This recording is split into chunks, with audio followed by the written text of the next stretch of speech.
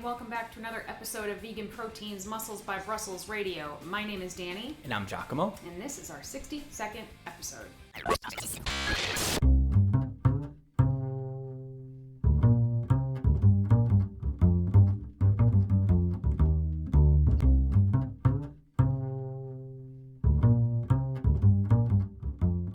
Hey everybody, welcome back and thanks again so much for tuning in. Today it is August 10th. It actually feels like the summer is starting to wrap up, which is insane because it's like we blinked and the summer happened. And I feel like that kind of happens every year, but usually summer is like fun. And this year has been kind of drab, I would say. What year? I'm already looking forward to 2021. I'm like, what's going to happen in the summer of 2021? While also obviously being in the moment. I don't know. I heard that Google told all of their employees that they would be working from home until at least the summer of 2021, which leads me to believe that Google probably knows something that we don't. And this is going to stretch out for a lot longer than any of us care to think about. So on that depressing note, Giacomo and I have been crushing our ice cream challenge this summer. That's been pretty much the highlight of the summer. Yesterday, Danny was like, you have no idea how many websites I've been on. Hundreds looking for a needle in a haystack, which is not necessarily the case anymore. There are so many places out here with vegan ice cream. How many places have we been to? 10, I want to say? 11. 11 ice cream stands in New England with vegan ice cream. Yep. And counting. Yeah, it's been really neat because I can't remember if we talked about this on the podcast or not. Sorry if we're repeating ourselves, but when I was a kid, I used to go to ice cream stands all the time, and I think they're a little bit different here than they are in some other parts of the country. I don't remember seeing ones like this when we lived on the West Coast. They're outdoor, kind of like a farm stand, but you walk up to the counter and order ice cream. When I went vegan, I can't remember if I was 16 or 17, but I was 16 or 17 and I have not been to an ice cream stand since then, unless I got lucky enough that they had Italian ice or sorbet, and let's be real, that is not even remotely the same thing. And then this year we found out that one of the biggest ones in my hometown had 5 flavors of vegan ice cream that they made on location. So that sparked the idea in my brain that I was going to find as many New England ice cream stands as possible that had vegan ice cream so that we could go out and support that endeavor. It's been really fun. We had a black raspberry Oreo flavor this weekend. What was that all about? I don't know, but it was so good. They really went for it. And I appreciate stuff like that. I mean, I like the classics, but I also like the creativity and the reaching, like black raspberries and Oreos. Not necessarily something you think that would go together, but it was so good. Yeah, it's just really cool. It's, I think people that go vegan now, they have no idea what it was like. I mean, I really sound old saying this, but 20 years ago it was not the way it was now. Do you remember the ice cream 20 years ago? I remember there was tofutti ice cream in a tub. Do you remember that? No, I wasn't that cool of a vegan, honestly. Oh, it was really exciting back then, but when I think about it now, it's pretty gross, actually. Although the tofutti cuties, definitely, the little ice cream sandwiches, those are kind of the OGs, and they're still around, which is neat, and they should be, because they're awesome. Yeah, tofutti in general, just shout out to that company. Between their microwavable cheese pizzas, those square pizzas. Is that tofutti? I think so. Huh, I haven't seen that in forever, probably at least 10 years. And then the ice cream and the first Thanksgiving meatless meat. I mean, am I mixing companies up? You're totally mixing companies up. Okay. Tofutti did do the best job, in my opinion, with the cream cheese and the sour cream. There is none of the new fancy ones that have come out can even touch those two, in my opinion. And I will stand by that. That's a hill I will die on. I said what I said. Moving on. What are we talking about today, Giacomo? Something we've thought about for a while but have never really expanded upon. Vegan bodybuilding myths. I think it's one of those things where I feel like it's sort of been beaten to death. It's like, oh, where do you get your protein? Yeah, we get it. The vegans can do their thing. But, I feel like there are still some myths that are very much so alive and well and are worth talking about. So you want to do vegan specific? bodybuilding myths, because there are definitely tons of bodybuilding myths that have nothing to do with veganism, but you want to go vegan style, right? Oh, yeah. So the way Giacomo and I do these podcasts, if you guys don't know, we come up with a topic that we decide we want to talk about, and then we deliberately don't talk about it, and we just go to our separate corners and make our lists, and then we come here and have these conversations. That's how it goes. Otherwise, we already talk to each other about everything all the time. You guys would just listen to our same regular, boring conversation. So what's on your list, Giacomo? Go ahead, go first. A whole bunch of stuff. I feel like the one that is probably the thing we come across the most is that when you're on a competition prep specifically, so this is less about bodybuilding the whole and more about the competitive side of things, that there's just no way you can do it without drinking protein shakes or getting in enough protein, like per calories. There's this thought process that if you're doing it the vegan way, that once you go through that point where you're reducing calories to get stage lean, that you just cannot get enough protein in. And if you're lucky to get enough protein in, it's because you're drinking nothing but protein shakes. I love debunking that. I truly do.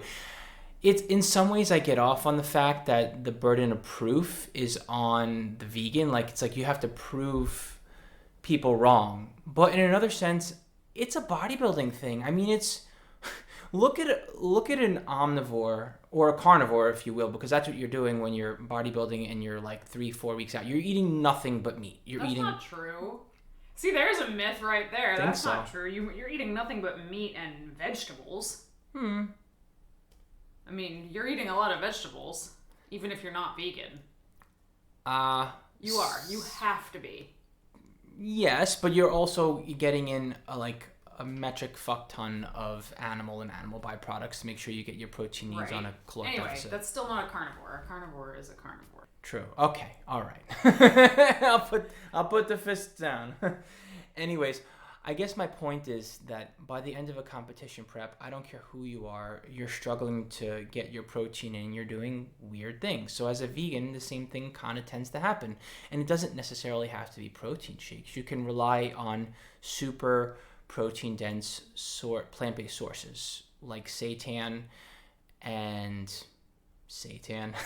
soy, but basically like vegan meats that are made to be super high in protein and super low in carbs and fats. And it doesn't have to be protein shakes. So to condense all of that stuff you just said, what you're saying is you don't have to consume protein shakes. Correct. If you don't want to. Well, I mean, I think But almost everybody does. Yes. In fact, I think I might be one of the only people who doesn't. Especially, I mean, it's a hard sell for me to drink a protein shake in the off season when my calories are high. In prep, you couldn't pay me to drink my calories. And that's the thing, like, it's not satiating, so in one sense it makes it hard. I mean, like, you can make a protein ice cream at the end of the day, but to drink your calories when you're truly hungry, not necessarily the most practical way to adhere to a competition diet. But here is the thing that happens based about what you're talking about is if a vegan goes to work with a non-vegan coach and the non-vegan coach is writing them a meal plan to get them ready for a show, it's going to be protein shakes all day. It's going to be because they don't know anything else. They don't know any protein alternatives. So what you find is a lot of first-time competitors or kind of newbie vegan competitors are drinking a ton of protein shakes all day, which isn't inherently bad, but it's like you're already in a pretty steep caloric deficit to get ready for a show. And then on top of that, you're drinking half your calories. You're so miserable. And after that, the thought of a protein shake will literally ignite your gag reflex because you've drank so many of them. And I think that part of that is just kind of the ignorance of vegan protein sources by non-vegan coaches. That they really, really pigeonhole vegans into this box of these are the 10 foods you can eat because historically that's how bodybuilding has been anyway. These are the 10 foods you can eat. They just do a vegan version of it. So instead of, a non-vegan, traditional old school bodybuilding style, which, we could debunk that all day, but, they might have chicken, egg whites, whitefish, right? Just about, yeah, for the skin, of course. to thin the skin. But if they are coaching a vegan, they're going to say, well, you can eat protein powder then. because, you know, obviously soy is terrible for you. Sarcasm font. So they just give you protein powder all day. That's a separate thing. But yeah, you don't have to. My macros got crazy last prep, in my opinion. They got pretty crazy. I don't remember the exact numbers, but my protein was around 160, maybe even 165. My carbs at one point were 115.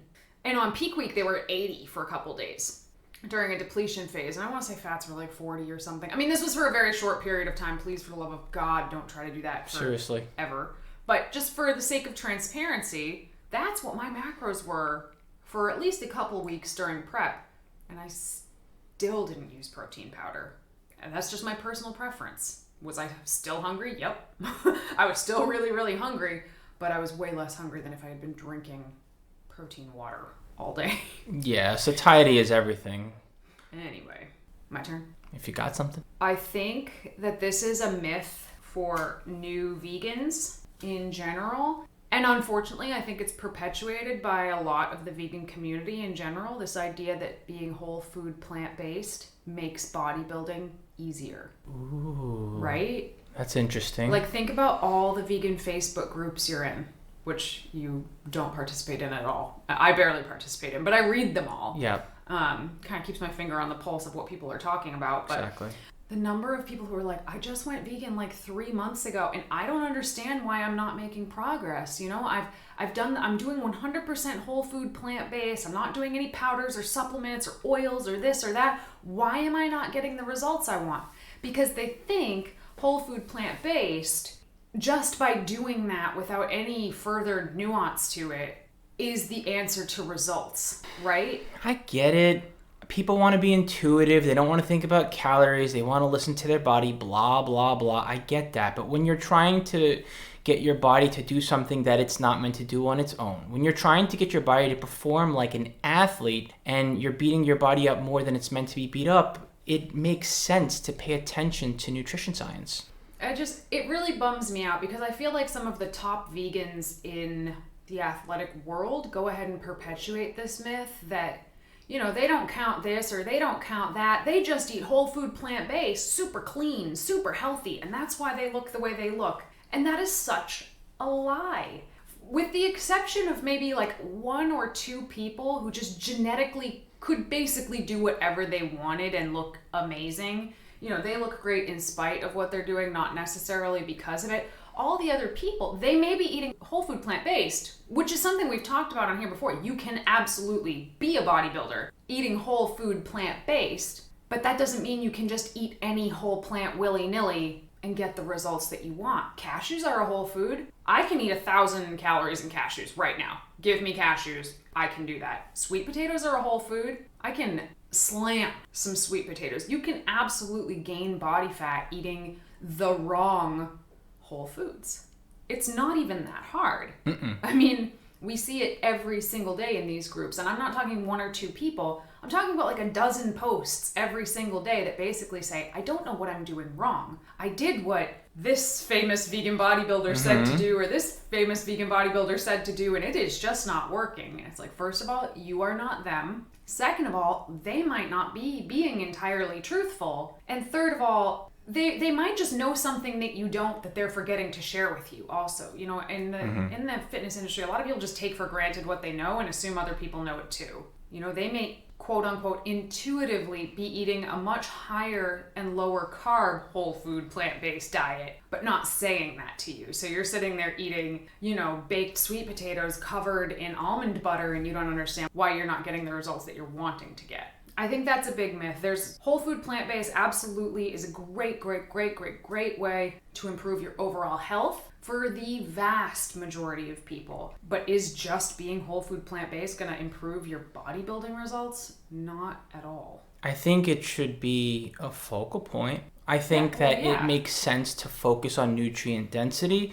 I think it makes sense to focus on getting whole foods in. And personally, I feel like it's important to take different dietary schools of thought, different pieces from different dietary schools of thought, and make it your own instead of just following one thing like it's gospel. And I think that's where we wind up going wrong, is we wind up thinking about one way as a lifestyle. Like, oh, whole food plant-based, this is my lifestyle, and we miss the forest for the trees. I've since come around, and rather than trying to only debunk a certain dietary school of thought, I say, okay, well, whole food plant-based makes sense. However, I think of it in terms of eating more fruits and eating more vegetables, but also being reasonable about it and balancing my plate and making sure that I'm fueling myself for performance and recovery. Well, I think the bottom line is it's more complicated than a lot of people want to make it sound like it is, but to come out and say nutrition is incredibly complicated and we don't know everything yet, you can't title a book that. No one's going to buy that book. But if you say, I have the answer, if you just cut out all these foods, you'll be super healthy and super ripped and big and strong and you'll have the best energy ever, that book will sell 1 million copies. A little skepticism is healthy. Yes. Okay, I'm going to throw this one out there, and I want to hear your thoughts on it rather than me going off. How do you feel about the whole, there's a need for colostrum and bone marrow and like all kinds of weird animal byproducts to make sure that you're building up your muscle, and all of the ways that we've tried to mimic that, like as of late with plant-based foods? Oh, okay. Because I was going to say it's stupid. And I still think it's stupid that there's vegan versions of these things calling. Are there vegan versions of colostrum coming out? Yep. Gross. Yeah. What even is that? How do you plant-based imitate mother's first milk? I don't even want to know. I don't care. The point is, I don't think any of those supplements have much, if any, health benefits, just like most supplements that are, if I walk into a GNC, I could probably pull out like 8 to 10 things that I think are worthwhile for the average Joe, and then everything else is like, well, this is just expensive junk. I feel the same way about colostrum. I feel the same thing about eating collagen. Why are people eating collagen? Eating collagen does not give you more collagen. I digress. But vegans want to try it. They want to try it, but they don't want to compromise on their vegan ethics. So there was a hole in the market. People filled it. Are plant-based collagen boosters necessary? No. I actually think it's probably more effective than taking actual collagen, because eating collagen doesn't give you collagen, but, increasing your vitamin C can help you produce more collagen. But anyway, I don't think it's really necessary for anybody. So I'm not super familiar with everything that you just listed, because I just wouldn't even go down that path. What was that deer antler juice that good old friend David Avocado Wolf likes to promote? I'm just kidding. I hate with a fiery passion David Avocado Wolf. He can choke on a kumquat. There, I said it. Ouch. True story, side story. This has nothing to do with anything. So I've never liked David Wolf. Just for the stuff that he spouts about nutrition is ridiculous. One time, Giacomo and I went to a bookstore in Seattle. Was it Seattle? Anyway, David Wolf was speaking, and I shit you not, guys, he was telling a packed room. There must have been hundreds of people in that room that if they really wanted to stretch their money, they could just take their supplements during the waxing moon, and it would go so much further. And this room full of navel-gazing psychos just nodding in unison at this. I was like, get me out of here. You were getting panicky about it. This was over 10 years ago. Somehow he got this like viral Facebook page posting other people's content. I thought he disappeared, then boom, there he is again.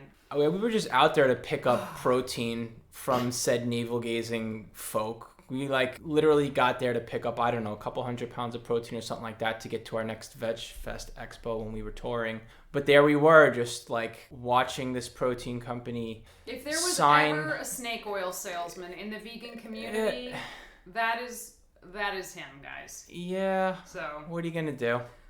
Avoid him at all costs and warn anybody that thinks we have anything important to say the exact same things. Avoid. I don't name drop very often, guys, so if I do, I'm serious. Anyways. What were we talking about? Bone broth? I don't know. Yeah, we're talking about weird animal products that bodybuilders think they need to build muscle, or if they're going without them, that they're not going to be able to build muscle, basically. Yeah. No, I just don't believe that's true. If you're ever curious about a supplement and whether or not it actually is helpful, you can always go to examine.com and you will be able to find the peer-reviewed meta-analyses of all the studies on any given supplement and see whether or not they found results in certain areas, and if so, was it a strong result? Was it a small result? Did they think it might have been placebo? It's a great site, examine.com. You can learn all about all kinds of supplements. If you have a question about any supplement, examine.com has information on it. Yeah, and honestly, I always tend to lean on the side of, well, if we're messing with using animals for food and that food was produced in a way to grow other animals, I mean, ethics aside, is it really healthy to be consuming hormones from other animals that were, I mean, perhaps there's benefits, but perhaps there's also consequences to doing that. And is it something you really want to play with? And is that going to necessarily produce a net positive for you if you're throwing some weird crap into your system? Health complications aside, if all you care about is being a performance beast, is it only good? You know what I mean? Like those are the kinds of things I think about when I think about dairy and all kinds of weird animal byproducts, like the crap that gets slung out there and being like, oh yeah, this is good for you. You'll gain muscle. All right, next. So these are kind of just protein myths. I mean, I know the protein thing has been done to death, but still, in terms of bodybuilding, I think there's some important myths that still seem to exist within the vegan community. I'm going to do three. I'm going to kind of do them all at once. One of the myths is that you don't need to worry about protein at all. Just eat food and you'll get enough protein to bodybuild, specifically.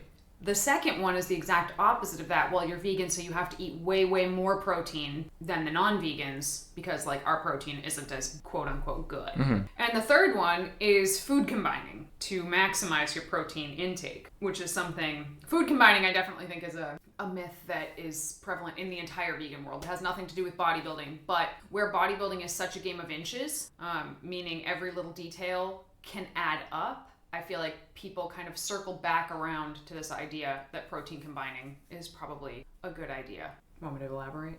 Which one you want to start on? Because I'm thinking about... Well, they're all in the same boat. Well, the food combining thing irks me because it's prevalent in the vegan bodybuilding and vegan community in general, that world, but it's not where that myth started. No. And now all of a sudden it's like an us thing. And that's where I get annoyed about stuff like that, where all of a sudden it becomes like something we're doing. But I just don't understand how our body can't put together the foods we eat throughout the day and make use of it. It just doesn't make any sense. Well, I feel this was a study that was done in the 70s, or more, I believe it was a hypothesis that was presented, I want to say in the 70s, and it was over a decade or so debunked, basically. But because that hypothesis had been out there for so long, a lot of people just know it. They don't know why they know it, but they know it. It's kind of like, did you ever hear that if you swallowed gum, it would sit in your stomach for 7 years? Did you hear that as a kid? Yep. Yeah.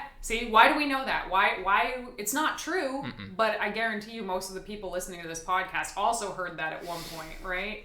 It's not true. It's just one of those things, you just hear it, you're just like, oh, okay. You can just carry on with your life. Food combining is kind of like that, even though it's not true. But in terms of protein, the other two things I think are pretty huge as well, and it's almost like opposing sides of the vegan bodybuilding community, the people who think protein doesn't matter, and the people who think if the meat eaters need to eat 1.2 grams of protein per pound of body weight, then the vegans need to eat at least 2, because we have to eat way more. And believe it or not, there's more truth to that side than the other side. Yes, you do have to consider protein as a vegan athlete in general, not even as a vegan bodybuilder, as a vegan athlete, particularly with bodybuilding, particularly with a cutting phase. As your calories get lower, you have to pay attention to where you're getting your protein from more. In caloric surplus, it's very easy to get protein. You don't have to hyper focus on it at all. It'll just add up throughout your day. In a deficit, that protein requirement is still basically the same, so then you have to pay more attention to it. But some studies have shown that in order to sort of mimic the amino acid profile of animal-based proteins, vegans need to eat about 16% more protein than meat eaters. So first the question is, do we want to mimic their profile? I don't know, that's up to you. But if you do, then there are some studies that suggest that you could eat a little bit more protein than the non-vegan athletes. So are we at a disadvantage? I don't think so. Why? Because I think we get a wider variety of amino acids, first of all, simply because we eat a bigger variety of food than non-vegan bodybuilders. Like I mentioned at the beginning, how many bodybuilders are still out there eating 10 foods? A lot. I actually was trying to show this to one of my clients this week, and I was searching for, I think I Googled like typical bro bodybuilder diet. I literally found one without a vegetable in it. Not one vegetable in it. It was like cottage cheese with egg whites and steak for lunch, and there was oatmeal, there was sweet potato, but there was no like actual vegetables in it. Anyway, very short list of foods, and I feel like most plant-based eaters do eat a much wider variety of foods. They're not just eating peanut butter. Sometimes they're eating almond butter or flax seeds or chia seeds, or they're not just eating broccoli, they're eating Swiss chard and kale and collards and asparagus and lots of different kinds of fruits. So there's a win for the vegans in some sense, because we do get a wider variety of amino acids. And here is how I think that the playing field is more level than we realize. Because let's get real here. When we're on a caloric deficit, everyone ups their protein to be more satiated and for a little bit of, mainly to be more satiated. And it creates somewhat of a thermic effect. So at some point, you only need so much protein, and if you're not getting in carbs and fats, you're doing yourself a disservice. Yep. And when you wind up upping your protein to the point where you're creating the right thermic effect to be leaning out, then you're going to get in more protein whether you're a vegan or not. And you're going to also do it to be satiated, whether you're a vegan or not. And so 16% is really not a lot. And quite frankly, I'd say that everyone across the board does that anyway. Well, that's what I was going to say. 16% sounds like, oh man, that's a lot. But I actually think that a lot of non-vegans are overeating protein anyway. In general, like you just said, they're kind of wasting some of their nutritional intake on protein when they could have probably given themselves a little bit more carbs or fat, which might have boosted their performance in the gym, which might have in turn gotten them to do more volume, which in turn might have gotten them to build more muscle. So I think it kind of all comes out in the wash, as long as you are paying attention to it in some capacity. As long as you're not saying, oh, well, I'll just eat apples all day and for sure I'll get enough protein, because no, you're not going to. As long as you're not doing that, it should be fine. And I still think that the 0.8 to 1.2 grams per pound of lean body weight is still a great place. And there's a lot of wiggle room in there too. That's the difference for me between like 80 grams of protein and like 140. That's a lot of wiggle room to play with. Anyway, what you got? Well, we kind of talked about this ad nauseum on the phytoestrogen episode, but once again, there's this myth that vegan bodybuilders are going to grow man boobs, or that the phytoestrogen is going to mess with your arm. I know. I can't. What episode was that? Was that 59? I think it was 59. Go listen to episode 59 if you want to hear more about that. Soy is a bean. We don't hear about chickpea man boobs, so let's not talk about soy ones. All right, here's another one. What if you cannot eat enough food because your food is too fibrous or too voluminous because you're eating fruits and veggies and whole foods? How can you get enough calories if you need to bulk as a vegan? Well, again, this comes back to what we were just talking about. You have to know what you're doing. The same like, oh, well, I just ate whole food plant-based and I don't know why I'm not getting results. For a lot of people that eat whole food plant-based, they might be putting on body fat that they didn't want to. But for some people, going whole food plant-based, they may be like losing weight that they didn't want to lose, or not able to gain muscle because they just essentially cut their caloric intake in half by just eating fruits and vegetables. They may need to learn some calorically dense foods like sweet potatoes, like beans, like nuts or seeds or nut butters, avocados. All of those are calorically dense. But if you're just going, well, I'm going to be whole food plant-based and I'm just going to eat fruits and veggies all day, you're going to be so full that you're not going to be able to eat all of your food, which is great if weight loss is the goal, but if it's not, it can have the opposite effect. So here's an example, okay? I wasn't always a vegan bodybuilder. I went vegan after my first bodybuilding competition, and I had a very active lifestyle, like very active. It wasn't just bodybuilding. Long story short, I needed to get in well over 5,000 calories, sometimes upwards of 8,000 calories. It's been hard for you. you. Well, maybe it was stupid because I was doing like that typical dude thing. I gotta weigh 220 pounds in order to gain muscle. Whatever. My point here is when you need to get in a lot of calories, it's not a plant-based issue. When you need to get in a lot of calories and you want to eat nutritiously, that's the issue.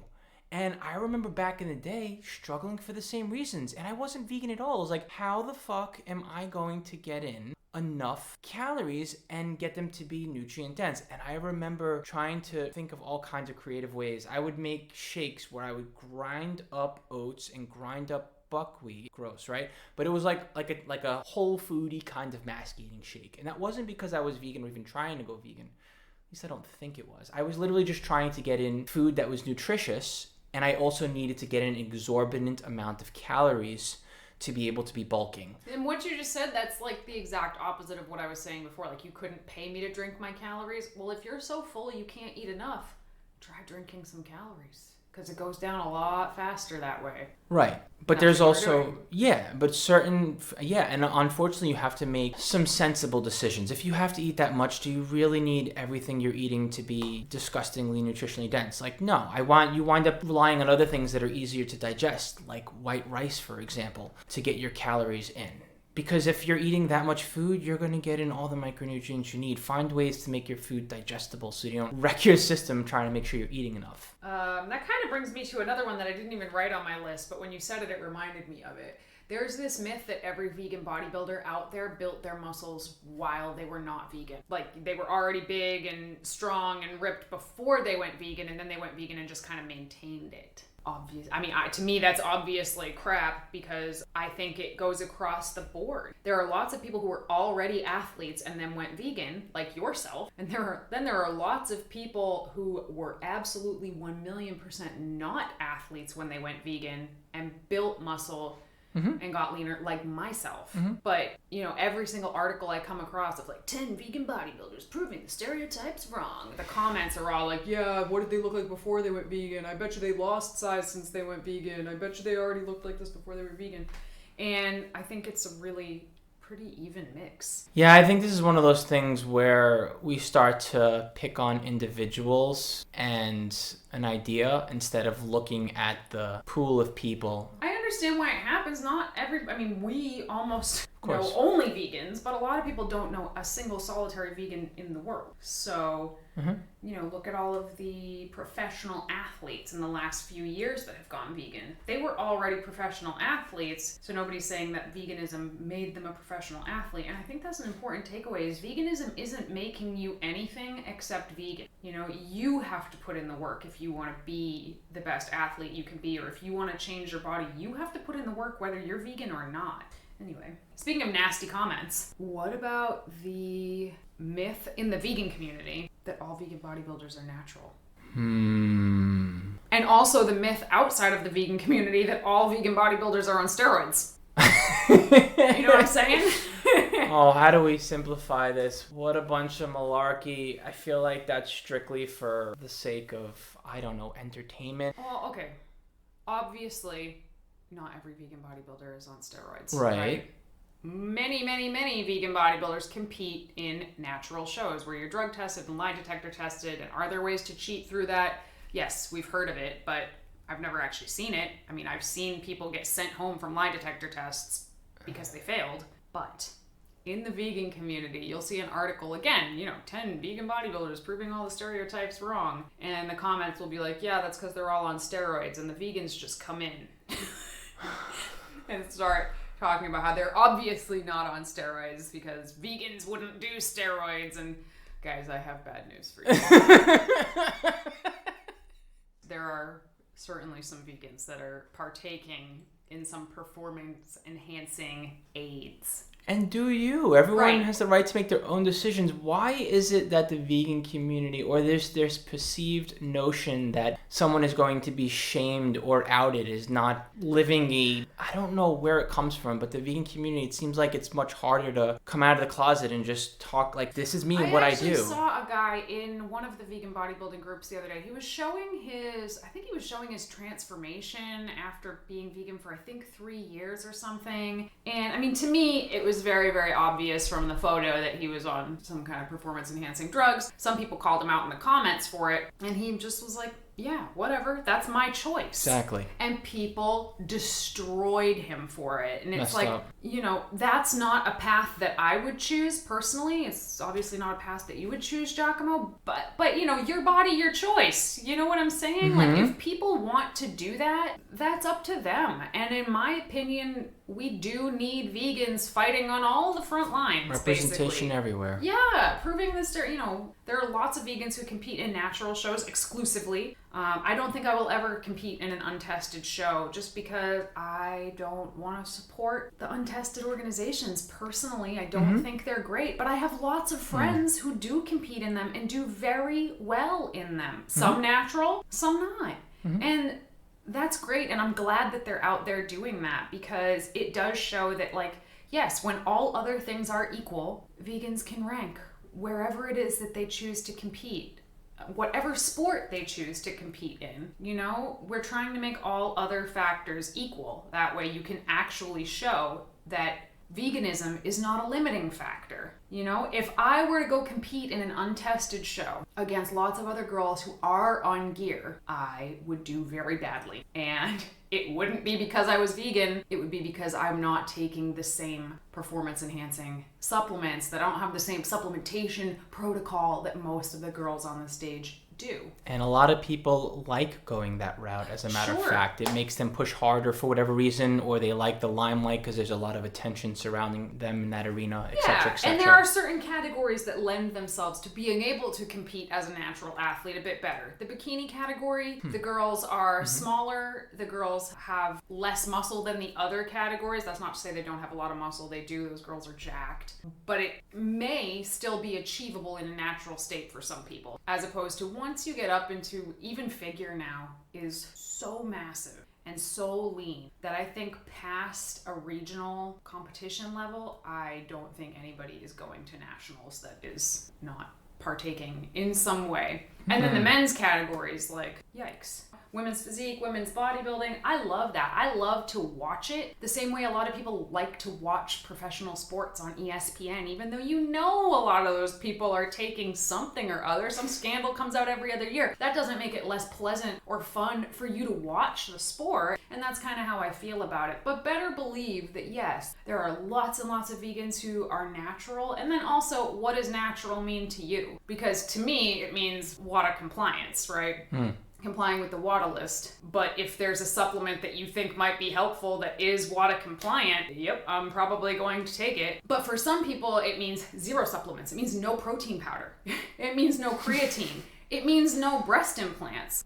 For different people, it means different things. There's lots of vegan competitors that have breast implants. That doesn't make them less vegan or less natural in the eyes of the competition, though it might make somebody say, well, that person's not natural because they have breast implants. Right. Anyway, it's complicated, but at the end of the day, if people aren't hurting anybody, let them do what they want and support people in their various arenas. I think it's really important. I don't think there's any space, maybe that's a little bit judgmental, but I don't think that there's anywhere next to near enough space to welcome vegans that are doing pretty amazing things in different arenas, and I wish it were different, and I have to think that it has something to do with the community being built on ethics and moral superiority instead of... Yeah. It's tough. It is tough, and I also, I just said as long as they're not hurting anybody, right? Yep. How many athletes are taking one thing, not telling everybody about it, and saying, buy my program, and you have a shot at looking like me. Yep. And they don't look like that because of their program. They look like that for a bunch of factors that they're not going to disclose. And moreover, maybe individuals and or the community at large is fearful of being attacked or being knocked down a peg. Or it's illegal, so it's not like people can just openly talk about it. Exactly. We actually did a whole podcast specifically on steroids in bodybuilding because it's something that I think is really interesting. Personally, I think it's super interesting. Not just the actual science of steroids, but the taboo around the topic, I think is really interesting also. And then add the vegan layer to it, and I'm just fascinated. But there is a whole podcast on that if you guys want to hear us talk more about this. I don't remember what number it is. I don't know either.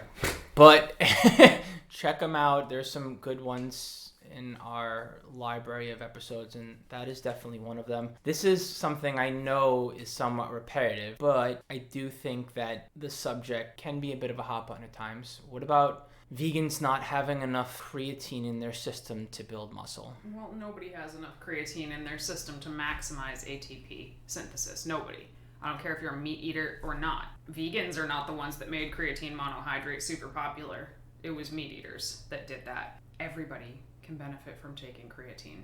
That's it. That's all I got for that. Easy enough? Yeah. Okay, I have one more. It's kind of lighter, but I do think it's a big bodybuilding and vegan myth is that it's expensive. Mm-hmm. That it's expensive to be a vegan bodybuilder. I had that on my list as well. High five.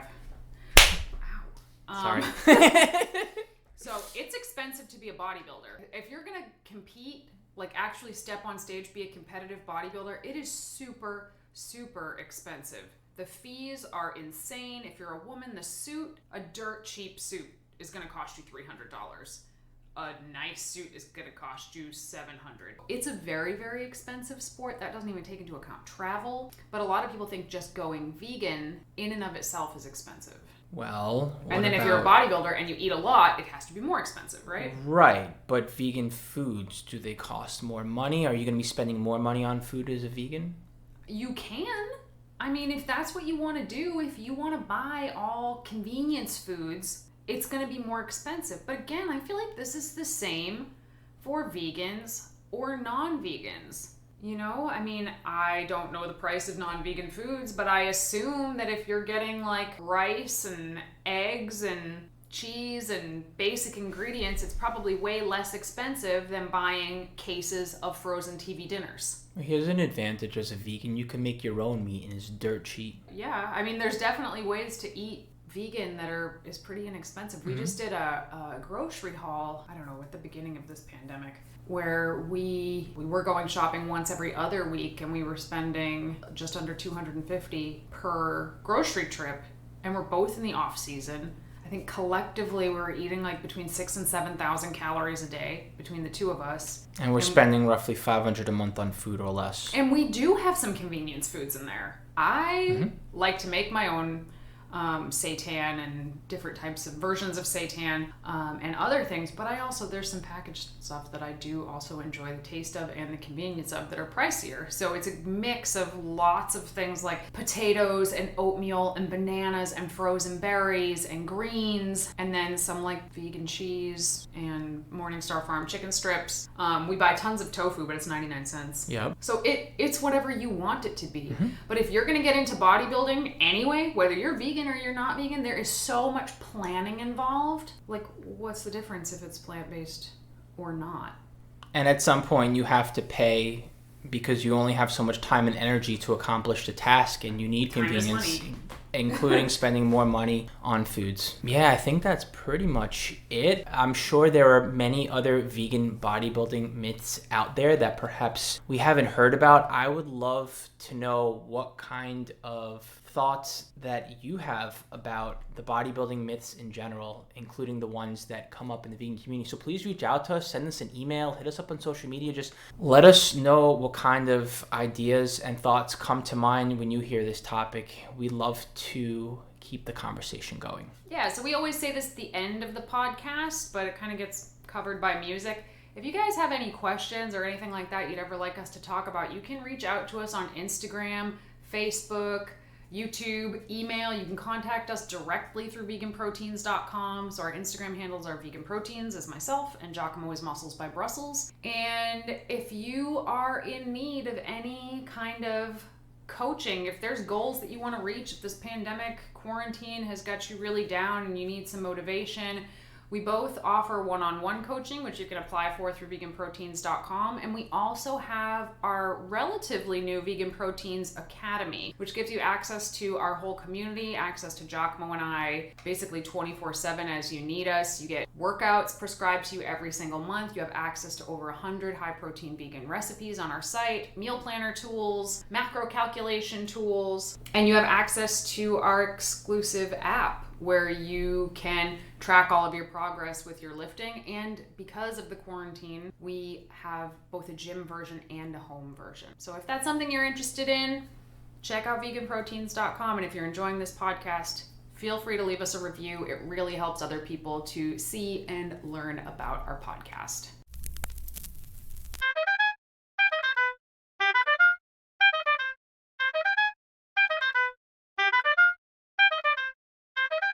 All right, moving on to our question and answer segment today. We have a question from Anonymous here. It says, I'm new to lifting.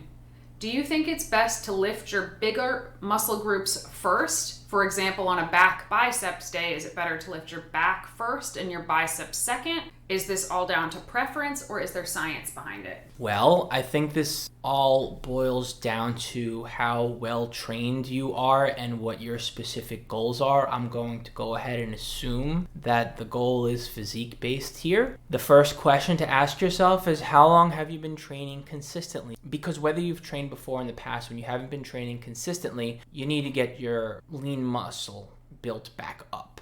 The first, I want to say, year or two, I feel like it makes more sense to train larger muscle groups first. And here's why. Those muscle groups are going to build up your frame in general, like build up your glutes, for example, to strengthen your posterior chain, build up your chest to strengthen up your upper body, etc., etc. Once those muscles have been focused on, then you can start to look at where the holes in your physique are. So in other words, like, build up your body from head to toe, focus on the larger muscle groups first. As you start to become well trained, you'll find that there are different body parts that don't grow as fast on your physique as others, because we all express our genes differently. Now, it makes sense to focus on those body parts first. There are times where, and this is one that usually doesn't happen, but there are times where you may want to train your abs first. Almost always, we wind up overtraining our abs, so that example is obviously not exactly a reasonable one. But take, for example, someone who perhaps needs to work on their arms, or someone who needs to work on their calves. They may want to focus on training those body parts before they train their glutes, or before they train their chest, for example, because those areas need more work. So I say focus on the larger muscle groups first, and then once you find out which body parts are not responding to training as well, you can start to target those and perhaps train those either first or higher up on your training day, as far as how you program for yourself. All right, next question's for you, Danny. My right arm is bigger than my left arm. Do you have any suggestions on how to balance this out? All right, this is a great question. So first of all, almost everybody has some kind of imbalance from left to right, whether it's in their arms or their legs or their shoulder or their lats. Most people have some kind of imbalance. I think that arms and legs are just the easiest ones to see, because you can literally throw a tape measure around each one and see the difference. So don't be super self-conscious if you have one side that's a little bit smaller than the other. So does almost everybody else. But to work on fixing this symmetry from side to side, what I like to do is I like to do a lot of unilateral movements. So for arms, for example, rather than do like a barbell bicep curl where both arms are working at once, I'll do a dumbbell bicep curl, and I'll alternate sides. So left arm, right arm, left arm, right arm. And for triceps, which is arguably the larger part of your arm, rather than do like a V-bar press down or even push-ups, I might do a single arm cable press down, or a single arm band press down if you're working out at home, or a single arm dumbbell overhead extension. I would always start on the weaker and or smaller side. So in your case, the left side. So for bicep curls, I would start with the left side, and then when the left side is done, you don't do another rep on the right side. So essentially, you're working the left arm, the smaller arm, to failure, basically. And it's also getting one extra rep over the bigger side. So over time, this should help to balance it out. Another thing you can do is at the end of your workout, you can do an extra set just for the smaller arm. But what I've seen some people ask is, if one arm is weaker than the other, should they lift two different dumbbells? Like a 10 on the weaker side and a 15 on the stronger side. To that, I cannot say no loudly enough, because if you do that, you're just gonna make that imbalance much, much, much worse. So you actually want to be trying to lift a little bit more on the smaller side. By starting with the smaller side, by taking that side to failure and not taking the stronger side to failure, and also possibly adding an extra set at the end of your workout to the smaller side, you're going to get more work done on the smaller side, and more work theoretically should lead to more muscle growth, while you're also kind of giving the stronger, bigger side a little bit of a break. You're not really pushing that side very hard to give little lefty a chance to catch up. And the same thing can be said for your legs. If you have a smaller leg, you could do single leg extensions rather than double leg extensions, because if you're doing a double leg extension or a barbell bicep curl, your stronger side is going to take over when your smaller side starts to fail. The stronger side is going to take over, thus making that imbalance potentially even bigger. So for legs, leg extensions, leg curls, calf raises, you could do single leg glute bridges if you have one glute that's bigger than the other. I've definitely come across that in lots of my clients. That is how I would approach that with pretty much any body part that is either visibly smaller or strength-wise it's a lot weaker.